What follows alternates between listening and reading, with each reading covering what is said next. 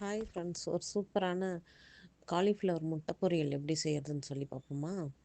அதுக்கு வழக்கம் போல் அந்த காலிஃப்ளவரை குட்டி குட்டியாக கட் பண்ணிட்டு சுட தண்ணியில் மஞ்சத்தூள் உப்பு போட்டு ஒரு ஒரு நிமிஷம் அப்படியே விட்டுட்டு அதுலேருந்து தண்ணியை வடிகட்டி எடுத்து வச்சுக்கோங்க.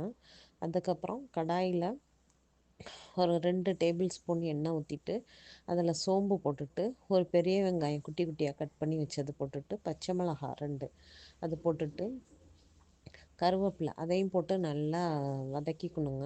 வதக்குனதுக்கப்புறம் இந்த காலிஃப்ளவரை குட்டி குட்டியாக கட் பண்ணி வச்சுருப்போம்ல அதை அப்படியே அதில் போட்டு அதையுமே நல்லா வதக்கிட்டு வதங்கினதுக்கப்புறம் கொஞ்சமாக மஞ்சத்தூள் போட்டு நல்லா கிளறி விட்டுட்டு கொஞ்சமாக தண்ணி தெளித்து மூடி வச்சுருவோங்க. மூடி வச்சுட்டு ஒரு 2 நிமிஷம் சிம்மில் மீடியமில் வச்சிங்கனாக்கா அதில் நல்லா வெந்து நல்லா குக்காகிருக்கும். அதுக்கப்புறம் அதை தட்டை ஓப்பன் பண்ணிவிட்டு அதில்